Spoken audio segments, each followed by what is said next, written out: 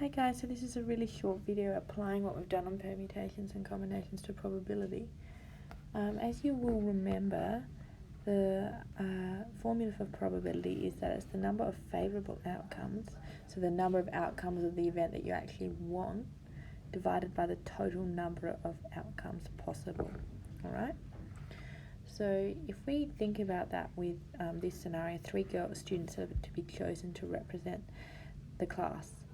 The class consists of 6 boys and 4 girls. What is the probability that the team will contain exactly 1 girl?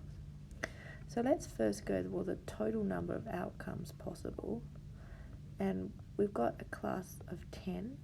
So we're choosing from 10, and we're choosing 3 people from 10. That's the total number of outcomes possible, which is actually equal to 120.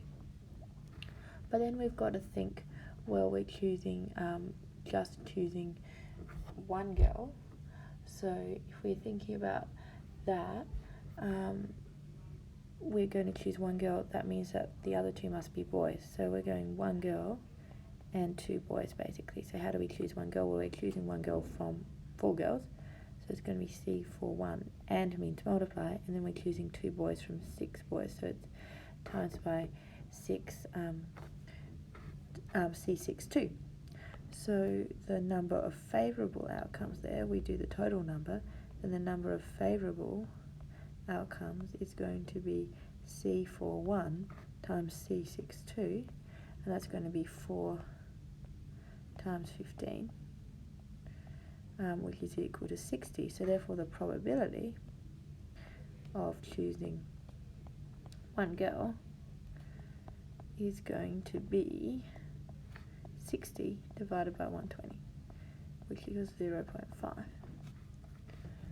Now a second one, the team contains 2 girls.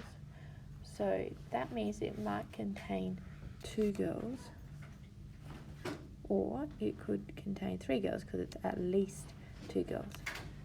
So how do we do 2 girls? Well, exactly 2 girls is going to be 2 girls and 1 boy.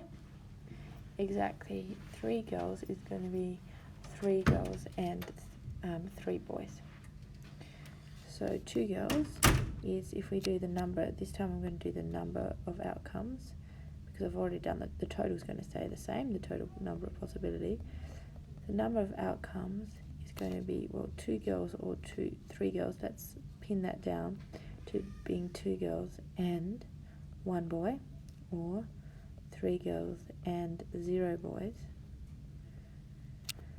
So then if we put that actually in combinations notation, we're choosing 2 girls from 4 girls, and means multiply, choosing 1 boy from 6 boys, or means add, then C for 3, choosing 3 girls from 4 boys, and means multiply again, so times by and 0 boys, so we're doing 6 choose 0.